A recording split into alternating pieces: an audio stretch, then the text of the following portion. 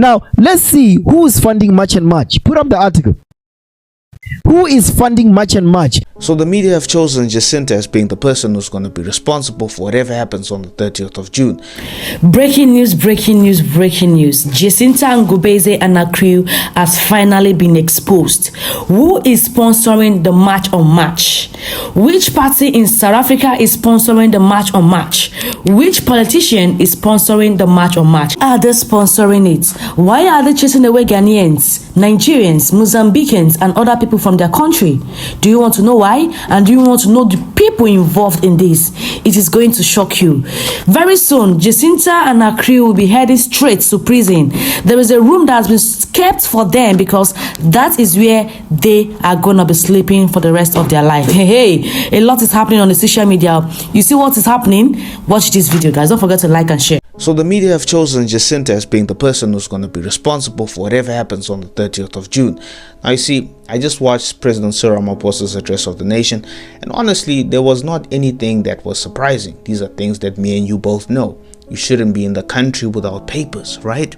And you shouldn't be going around intimidating people and asking for people's IDs. These are basic fundamentals of being a law-abiding citizen. But what really caught my eye was the first person these news channels went to seek their reaction. The first person that they went to was Jacinta. They asked her how she's feeling about the president's address of the nation. At first, she actually seemed like she was happy with the president actually prioritizing the issue of immigration.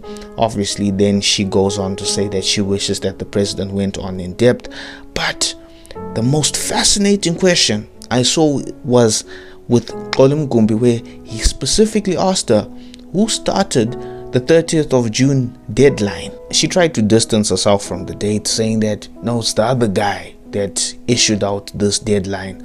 But you can see the media houses are not having it. They're like, that's your date, you must own it. So the major question is not on what's going to happen on the 30th of June. The major question that a lot of people right now are trying to answer is, who is going to be held responsible for whatever happens on that date? I'm saying it's Jacinta. Who do you think it is? Now, let's see who is funding March and March. Put up the article. Who is funding March and March? Now read the article. Reading from Google. Who is funding March and March? Who is funding March and March? Come on. March and March is a South African anti-illegal immigration movement founded by former radio presenter Jacinta Ngubeze Zuma.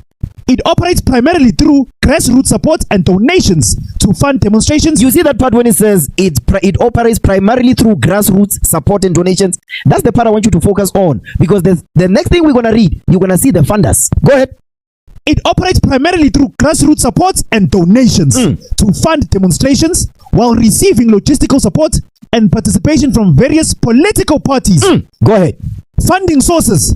The movement relies on donations from the public to support its activities, including mobilizations and media campaigns. Okay, organizational support. I want you to read this. Go ahead. Organizational support. The movement is supported by various political groups. You can't make it up. Let's read the names of these political groups. Go ahead. Including Action SA. I'm coming to them next. Go ahead. MK Party. You see, the brother wasn't wrong. So when we were watching the video, he wasn't wrong. That's why I said, now he said the language. But you see, there's the proof. Go ahead. MK Party. ATM is that brother with the cheese cup. That's him. Go ahead. PA. That's it. Patriotic Alliance. IFP. You can't make it up. NFP. And Operation Tutu. You cannot make this stuff up. Now click that. Donations from the public. I want you to click that now. Let's go there. We are doing this to investigate who's the man behind the curtain. But let's see. Agiri says Back a Body. It's fine. Who's the owner of Back a Body? Who's that? Back a Body is a South African crowdfunding platform founded in 2008 by Sue Pizer and her late husband, Ellen Buthin, with the aim of fostering community-based philanthropy. Stop. So March and March is community-based philanthropy? No. You understand? Go ahead. Here are the key details regarding how Back a Body is funded and operates. Look up Sue Pizer. Who's Sue Pizer? Let's look them up. There's Sue Pizer. That's the woman. So Edomites are funding March and March. I don't care how you slice it, man. So Sue Pizer is an Edomite. So this is an Edomite couple that are funding community-based movements and philanthropic organizations. So March and March is one of them. Please, come on, man. March and March is pushing self-hatred. And guess what? An Edomite organization is funding an organization that is pushing black hate. You can't make this up. Come on. First Book of Maccabees, chapter 1, verses 15.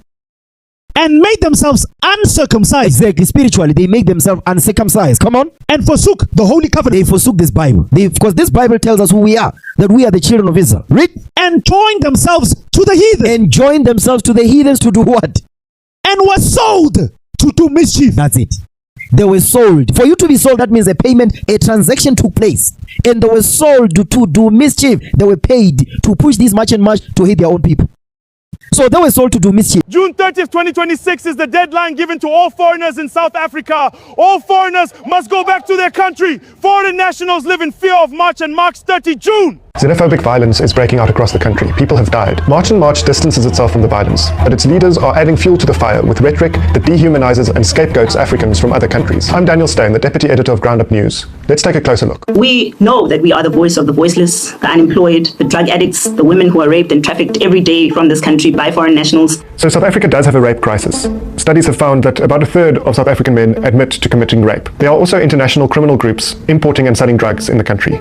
But there's no evidence that immigrants disproportionately commit crimes. Immigration is not the cause of organized and violent crime. Immigrants should not be blamed for government's failure to prosecute and investigate criminals. We have not heard government calling out Somalians and the people of Pakistan and Ethiopians and telling them to dismantle the cartels that they are running in our country. As the township economy contributes approximately 900 billion into the GDP of this country. This contribution is now shrinking due to the hijacking of our economy. The 900 billion rand estimate is credible, but the township economy is not shrinking, it is growing. It is true that over the past few decades, South African-owned spaza shops have struggled to compete against large retailers like ShopRite or Boxer and against foreign-owned spaza shops that have sophisticated distribution and supply networks. If crimes are being committed by shop owners, they should be investigated and prosecuted. But shutting down foreign-owned shops or chasing away all immigrants is not going to solve the problem. It will make South Africans' lives worse, not better. We demand that the sovereignty of our country be protected.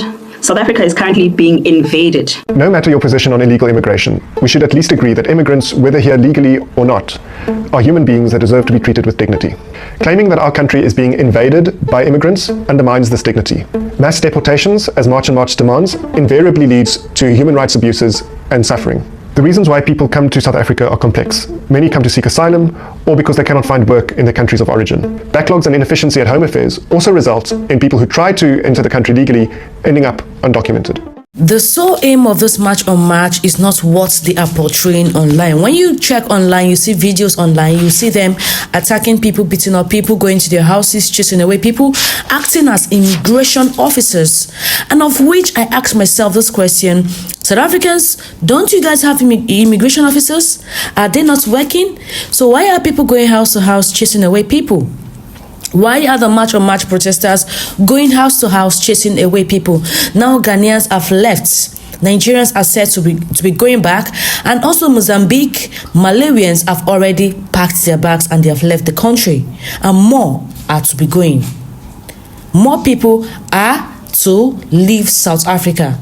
Guys, let me know what you think in the comment section. Don't forget to like the video, share and subscribe.